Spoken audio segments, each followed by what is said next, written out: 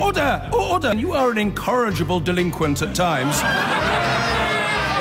Behave yourself, man!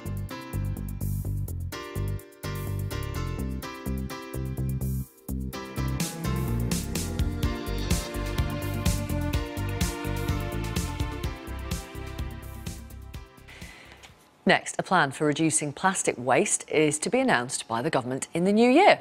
Earlier this month, we highlighted how much of a problem plastics can be in our oceans.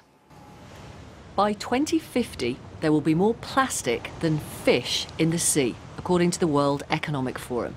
80% of all the litter in the ocean is plastic. Last year, more than 7 billion people worldwide produced over 300 million tonnes of plastic. Ships are banned from dumping plastic overboard, but there's no international law against plastics flooding into the sea from the land. China, Thailand, Indonesia and the Philippines are responsible for much of the world's ocean plastic pollution.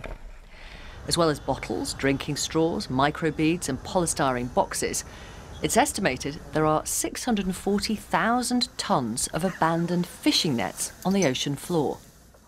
There are severe consequences for marine animals who choke on the plastic and have their habitats destroyed. Sunlight breaks the plastic into small pieces, which fish and seabirds mistake for food and ingest. And that threatens the food supply for humans as well. Campaigners want a Paris climate-style deal, with countries agreeing long-term goals and zero tolerance. Oh, well, let's talk now to Professor of Marine Biology, Richard Thompson, and also Claire Wallerstein, who heads up a beach cleaning group in Cornwall. How bad is it, and what do you think of this 4-point plan? Reduce the amount of plastic we use overall, cut the number of plastics, make more plastic recyclable, and so on. Well, I think it's a good plan in essence. Of course, the devil will be in the detail.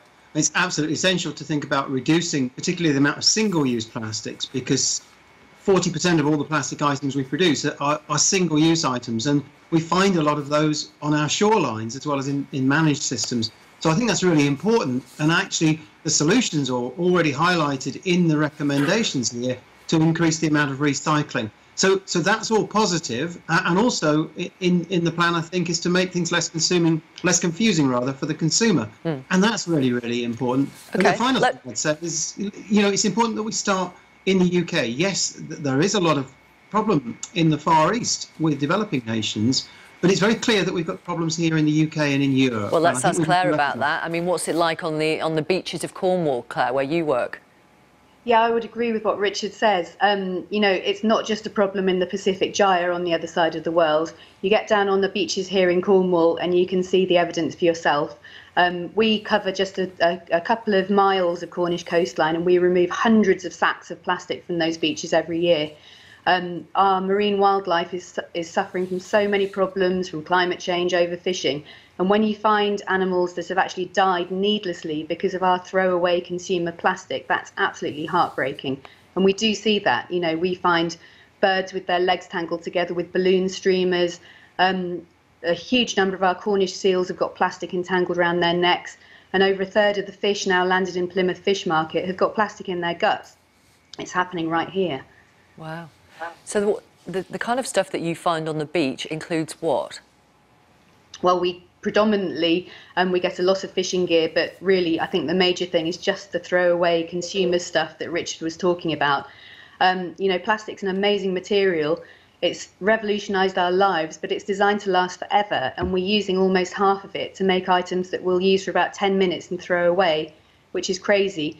A couple of years ago, we worked with beach cleaning groups across Cornwall just to focus on plastic and disposable bottle tops, and we collected 65,000 of them in 3 months, which we strung together into a chain that stretched over 1 kilometre long. That really sort of shows you the impact of the throwaway consumer stuff, which is what we need to tackle. Richard, final thought, can we work with plastic in other ways to really help fix the environmental problems?